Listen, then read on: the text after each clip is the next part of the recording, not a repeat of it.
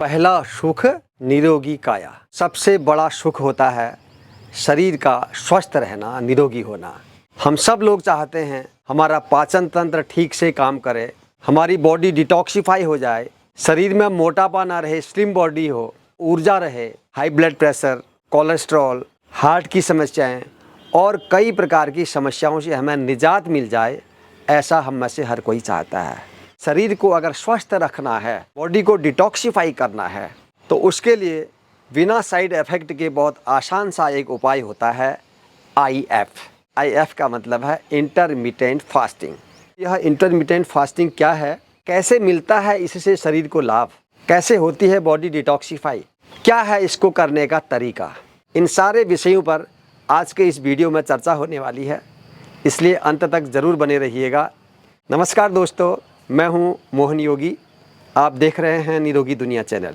आरंभ करते हैं कि इंटरमिटेंट फास्टिंग क्या है, इस फास्टिंग के लाभ हमें कैसे मिलते हैं, फिर अंत में हम चर्चा करेंगे कि इस फास्टिंग को आप कैसे कर सकते हैं, किन लोगों को कितने समय तक करना चाहिए और किन लोगों को नहीं करना चाहिए। इस विषय पर आज का ये वीडियो होने वाला है। यदि आप अपने स्वास्थ्य के प्रति जागरूक हैं तो ज़रूर देखिएगा वीडियो को अंत तक। चलिए आरंभ करते हैं इंटरमिटेंट फास्टिंग।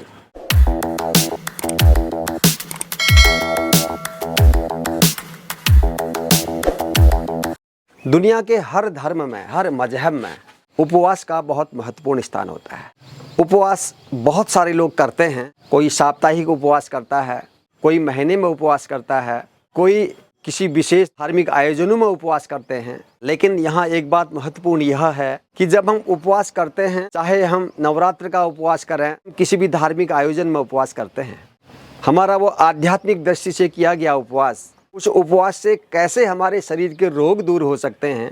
अब फास्टिंग को लोग केवल आध्यात्मिक या पूजा पद्धति के रूप में ही नहीं जानते, उपवास हमारे स्वास्थ्य के लिए कितना लाभप्रद है, इस विषय को लेकर के लोग अब उपवास करने लगे हैं। इंटरमिटेंट फास्टिंग एक ऐसा उपवास होता है जिसमें प्रतिदिन हम कुछ निर्धारित समय तक भोजन का त्याग करते हैं, केवल पानी पीते हैं, और कुछ समय हम भोजन करते हैं, आहार लेते हैं। इसको लोग अलग अलग तरीके से कर सकते हैं। आरंभ में 12x12 मतलब 12 घंटे उपवास रखना है और 12 घंटे के भीतर हमने भोजन लेना है। दूसरा 16/18 16 घंटे का उपवास और 8 घंटे के अंदर हमने भोजन करना होता है। और इसके बाद बहुत सारे लोग 18/6 की फास्टिंग भी करते हैं, जिसमें दिन में 18 घंटे का उपवास होता है और 6 घंटे की विंडो के भीतर हम अपना भोजन लेते हैं। तो यह तो है इंटरमिटेंट फास्टिंग, जिसमें हम एक निर्धारित अवधि तक भोजन का त्याग कर रहे हैं। भोजन का त्याग का मतलब है जब हम फास्टिंग कर रहे हैं तो उस बीच हमने केवल पानी लेना है, अर्थात 0 कैलोरी लेनी है।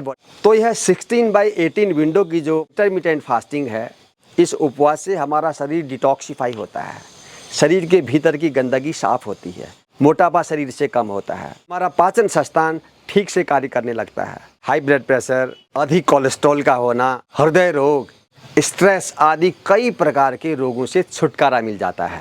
कैसे प्रोसेस समझते हैं। शरीर को एनर्जी देने वाले 3 प्रमुख तत्व हैं, जिसमें कार्बोहाइड्रेट, प्रोटीन और फैट्स। देखिए, जो कुछ भी हमने आहार लिया, यद्यपि उसका पाचन मुंह से शुरू हो जाता है लार के द्वारा, फिर थोड़ा बहुत पेट में पचेगा, वहाँ एसिड से थोड़ा पाचन होगा। असली पाचन इसका होगा हमारे छोटी आंत में। छोटी आंत के ड्यूडेनम में जैसे ही हमारा ये भोजन पहुंचा, तो जो कुछ भी हमने आहार लिया उसका ग्लूकोज बनेगा बॉडी में, और वह ग्लूकोज शरीर में काम कैसे करेगा, उसके लिए हमारा जो पैंक्रियाज है, उस पैंक्रियाज से जूस निकलता है इंसुलिन, वह इंसुलिन उसमें मिलेगा और इस ग्लूकोज को शरीर के अलग अलग हिस्सों में, हर कोशिका तक पहुँचेगा, वहाँ पर यह ऊर्जा में इसको परिवर्तित करेगा। शरीर की आवश्यकता से अधिक जो ग्लूकोज है वो चला जाएगा हमारे लीवर में। अब लीवर ने उसे स्टोर कर लिया है, और यदि हमने कोई आहार नहीं लिया तो पैंक्रियाज से इंसुलिन नहीं निकलेगा, ना ही लीवर से बाइल जूस निकलेगा। जैसे ही हमने कोई आहार लिया, उस आहार को पचाने के लिए जैसे ही वो ग्लूकोज बनना स्टार्ट हुआ, तो उसको शरीर में के काम में लाने के लिए ये जूस वहाँ निकलते हैं। उपवास के दौरान ग्लूकोज बन नहीं रहा, शरीर का काम चलाने के लिए हमारे पास ग्लूकोज नहीं है ताकि ये जूस उनको एनर्जी में कन्वर्ट कर सकें। उस स्थिति में जब हम उपवास में हैं, तो हमारे लीवर ने जो ग्लाइकोजन स्टोर किया है उस ग्लाइकोजन को ये वापस भेजेगा शरीर की आवश्यकता के लिए, और फिर वह इंसुलिन के साथ मिल करके बॉडी के अलग अलग पार्ट में पहुंचेगा। मतलब एनर्जी बॉडी को मिलती रहेगी। किससे मिलेगी? जितना स्टोर हमारे लीवर ने अपने पास किया हुआ है। जो अतिरिक्त ग्लूकोज है, जो अतिरिक्त फैट है, हम उपवास काल में हमारा लीवर उसका उपयोग कर रहा है। इस लीवर ने जो अपने पास स्टोर किया है ग्लाइकोजन के रूप में, वह अगर हम 12 घंटे का उपवास कर लेते हैं लगातार, तो 12 घंटे में उसका स्टोर लगभग ख़त्म हो जाता है। अब हमने 16 घंटे का उपवास कर लिया, तो 4 घंटे जो अतिरिक्त हमने उपवास किया है उस बीच में हमारे शरीर का जो एक्सेस फैट है, अतिरिक्त जो चर्बी है, उससे शरीर का काम चलेगा। मतलब इस फास्टिंग से शरीर का डिटॉक्सिफिकेशन हो रहा है, शरीर के भीतर की गंदगी साफ़ हो रही है। तो इस तरीके से गंदगी भी साफ़ होगी, नंबर 1 चीज़। दूसरा, तो पाचन संस्थान के अंगों को एक नई ऊर्जा मिलेगी, अच्छे से काम करने के लिए वो तैयार हो पाएंगे। फैट कम हो रहा है, पाचन संस्थान ठीक से काम कर रहा है, शरीर डिटॉक्सिफाई हो रहा है, अतिरिक्त कोलेस्ट्रॉल भी कम होगा, लिपिड प्रोफाइल नॉर्मल होगा, और हाई ब्लड प्रेशर है तो वो भी नॉर्मल होने का काम इस फास्टिंग के बाद होगा। इस फास्टिंग के अभ्यास से एक नहीं, शरीर के भीतर के कई रोग दूर होते हैं। शारीरिक स्तर पर भी, मानसिक स्तर पर भी बहुत सकारात्मक प्रभाव डालता है यह उपवास। इसलिए कहा जाता है एक उपवास 100 बीमारियों को दूर करने वाला होता है। तो अब आगे आते हैं कि उस उपवास को करें कैसे। तो अब जान लेते हैं कि हम यह इंटरमिटेंट फास्टिंग कैसे करें। 16/18 की जो हमारी इंटरमिटेंट फास्टिंग है, इसमें हमने जो 16 आवर वाली विंडो है उसमें केवल पानी पीना है, और 8 आवर वाली जो विंडो है उसमें हमने भोजन लेना है। शुरू में दिक्कत आ सकती है, तो हम ये कर सकते हैं 12/12 आवर्स की विंडो बना सकते हैं। 12 घंटे में हम खाना खाएं और अगले 12 घंटे में हम कुछ न खाएं, केवल पानी पिएं। यदि हम इस प्रकार की फास्टिंग को सायंकाल के समय स्टार्ट करते हैं तो ये ज़्यादा आसान रहेगा, क्योंकि 7-8 घंटा तो हमारा सोने में निकल जाएगा। जैसे शाम का भोजन यदि आप 8 बजे करते हैं और सुबह 8 बजे तक आप कुछ नहीं लेते हैं, तो यह बहुत आसान है, इतना तो हर कोई कर पाएगा। तो इस बीच में सुबह उठ करके हमने केवल पानी लेना है और कुछ नहीं लेना है, तो आपका यह 12 घंटे का उपवास हो जाएगा। इसके बाद धीरे धीरे बढ़ाते हुए आप इसको 14 घंटे में लेके आइए।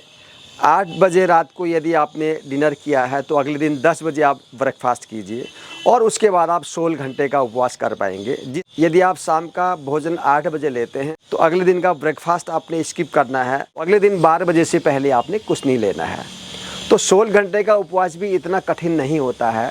शाम का भोजन यदि हम जल्दी ले लेते हैं, जैसे सायंकालीन भोजन हमने 7 बजे से पहले ले लिया, तो अगले दिन 11 बजे तक बहुत आसानी से आप रह सकते हैं। यदि स्टार्टिंग में दिक्कत होती है तो सुबह आप 12 घंटे के बाद लेमन वाटर ले सकते हैं। उपवास काल में आपने नमक, चीनी, फ्रूट जूस आदि का सेवन नहीं करना है। तो क्या होगा, जैसे ही आप उसको लेंगे तो तुरंत आपका पाचन स्टार्ट हो जाएगा और आपके जूसेस निकलने लग जाएंगे। इसलिए यदि उसका पूरा लाभ लेना है तो उस विंडो में आपने पूरी तरह से खाली पेट रहना है, केवल जल का ही सेवन करना है, तब इसके बड़े आश्चर्यजनक लाभ आपको देखने को मिलेंगे। तो मैं आपको सजेस्ट करूँगा, सायंकाल का भोजन आप 7 बजे ले लीजिए और अगले दिन 11 बजे आप अपना नाश्ता लीजिए। ऐसा नहीं कि उपवास के बाद आपको भूख लग गई तो आप बहुत ज़्यादा खाना खा लें या हार्ड खाना खा लें। ऐसा न करके हमने ये करना चाहिए, संतुलित भोजन, पौष्टिक आहार जो शरीर के लिए आवश्यक है वो लेना है। खाना खाने का एक नियम याद रखिए, जल्दी पचने वाली चीज़ पहले खानी है और देर में पचने वाली चीज़ बाद में खानी है। फ्रूट से पहले पचेंगे, फिर सैलेड पहले पचेगा, फिर वेजिटेबल से पचेंगी। इस खाने को हमने पहले लेना चाहिए, खाइए। लेकिन इस बात का ज़रूर ध्यान रखिए, यदि आप फास्टिंग में हैं तो ऐसा आहार लीजिए जो आपके शरीर के लिए फ़ायदेमंद हो, नुकसानदायक ना हो, तो तब आपको उसका पूरा लाभ मिल पाएगा। फास्टिंग के दौरान पर्याप्त मात्रा में जल का सेवन करें। एक दिन में कम से कम 2.5 से 3 लीटर पानी का सेवन अवश्य करें। यदि आप नींद अच्छी लेंगे और स्ट्रेस से दूर रहेंगे तो बहुत अधिक लाभ आपको तुरंत देखने को मिलेंगे। सावधानी ये है कि यदि डायबिटिक हैं और किसी प्रकार के गंभीर रोग से पीड़ित हैं तो अपनी डॉक्टर से कंसल्ट करके ही यह फास्टिंग करें। इसके साथ प्रेग्नेंट लेडीज़ और जिनकी डिलीवरी हुई है, ऐसी लेडीज़ या ऐसे लोग जो बहुत कमज़ोर हैं, उन लोगों को बचना चाहिए अभी फास्टिंग से। यह फास्टिंग इतनी अच्छी पद्धति है, 16 घंटे का उपवास, यह इंटरमिटेंट फास्टिंग आपके जीवन का यदि हिस्सा बन जाए, तब आप देख पाएंगे कि कैसे आपके जीवन का रूपांतरण होता है, कैसे शारीरिक और मानसिक रूप से आप स्वस्थ होते हैं और सबल होते हैं। आज के वीडियो में इतना ही। जल्दी ही एक महत्वपूर्ण वीडियो के साथ फिर से आपके सामने आऊँगा। तब तक ख्याल रखिएगा अपना। सब लोग स्वस्थ रहिए, प्रसन्न रहिए। आप सबका मंगल हो। जय हिंद।